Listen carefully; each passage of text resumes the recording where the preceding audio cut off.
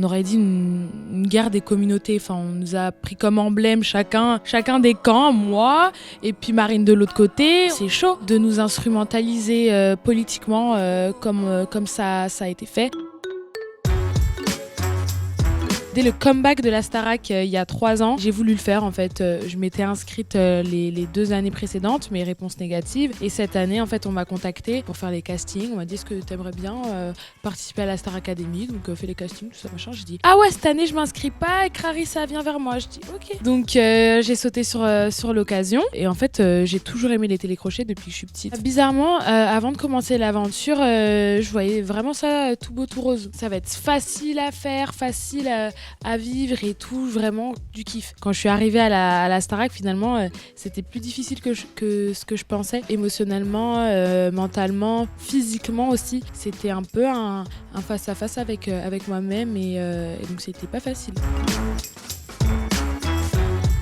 Waouh, mes premiers jours au château. Je pense qu'on va me dire mais t'es folle ou quoi de dire ça, mais je vais dire terrible. Pour moi, arriver au château, c'était hyper dur parce qu'en fait, toute la première semaine, il y avait énormément de bruit. J'étais très contente d'être avec tous mes camarades et tout. J'habite seule dans mon petit appartement et me retrouver avec 15 personnes sur Aix, c'était chaud. Donc j'avais des grosses migraines, j'avais hyper mal à la tête. Et puis la première semaine, on est hyper sollicité, on fait plein de choses. Les grosses spots lumineux sur notre tête à longueur de journée. On a les premières expériences d'interview aussi, les premières évaluations. Et pour moi, c'était super difficile d'intégrer tout ça. Donc j'ai comme subi une grosse fatigue d'un coup. Ma première impression sur les académiciens, les différents académiciens, en vrai, j'avais une très bonne première impression de chacun, en vrai de vrai. J'avais pas forcément tout juste sur les personnalités au début. Quand j'avais vu Marguerite, c'est une des premières académiciennes que j'ai vues, je me suis dit purée, mais c'est Lolwen Leroy. Tout le monde voit Clara Luciani en elle, mais moi je voyais Lolwen et donc c'était drôle et c'est vraiment la toute première impression que j'ai eue. Comment gérer les coups de mou et tout ? Je pense qu'il y a une séquence qui a dû être très drôle. C'est après une de mes évals, j'avais chanté Easy on Me, je crois. J'avais pété un câble dans les toilettes du château. Donc moi, c'est soit je prends sur moi, soit j'explose. Vraiment, je me décharge émotionnellement, donc voilà. Et puis en vrai, ce qui m'a vraiment aidée, donc au moment où je commence à reprendre mes esprits, c'est écrire dans mon carnet, pas forcément écrire des chansons, hein, c'est pas du tout ça, mais écrire un peu comme dans son journal intime, des phrases de motivation pour la suite, parce que je me gronde moi-même, en fait, je sais quand je déconne.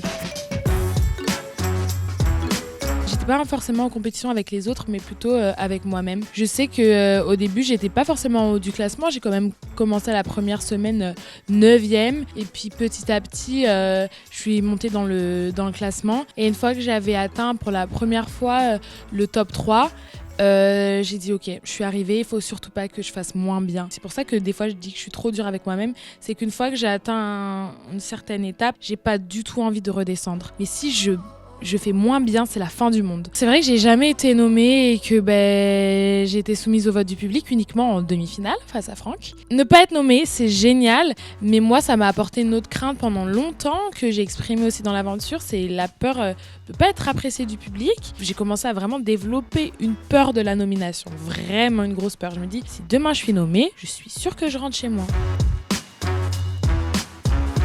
En vrai, j'appréhendais pas tant que ça le retour à la vie normale en vrai au château. Parce que la vie au château, c'est bien et tout. Mais quand on fait la Starac, donc il y a le rêve de la Starac, il y a tout ce qui se déroule, donc qui est cool aussi avec les primes et tout ça. Mais moi, en tout cas, j'avais une hâte, c'est voir ma vie d'après. Parce que pour moi, le plus important, c'était ce que j'allais faire après. Je sais que voilà, la Starac, ça apporte aussi une notoriété. Donc les gens s'autorisent plus à pouvoir commenter nos faits et gestes, donner leur avis sur ce qu'on fait. Donc je savais que tout ça allait exister. Et quand on veut être artiste, c'est un peu le prix à payer. Oui, c'est triste de dire ça, mais c'est la vérité parce que c'est le monde dans lequel on vit. Et donc forcément, on sait que quand on devient un personnage public, c'est à double tranchant. C'est des gens qui nous aiment, donc c'est trop bien. Et c'est aussi des gens qui nous aiment pas. Donc c'est comme ça. Pendant l'aventure, j'étais Pas au courant et ça tombe bien parce que je pense que ça aurait été super compliqué. Non, j'étais pas au courant du tout, donc j'ai vraiment fait mon aventure dans l'ignorance totale de tout ce qui avait lieu sur les réseaux sociaux, tout en sachant que ça existe. Des gens qui allaient dire des choses, des propos racistes sur moi, sur les réseaux sociaux, mais je pense pas à une ampleur aussi grande. Je sais pas si ça l'est toujours, parce qu'en vrai, je vais pas vous mentir, je regarde pas. La critique, c'est bien, mais quand elle est objective et quand ça concerne l'artistique, même si c'est aussi subjectif, l'art, mais dès que ça concerne une couleur de peau, une orientation sexuelle, un genre, ça n'a pas lieu d'être, et je sais même pas si ça s'explique. J'ai l'impression qu'ils se mettent pas à la place de l'autre, et je pense qu'il y a peut-être un manque d'empathie derrière. Ça a touché ma famille, je pense aussi pas que ma famille, en vrai. Et c'est logique, parce que voir son enfant se faire insulter sur les réseaux sociaux, en vrai, on peut pas rester insensible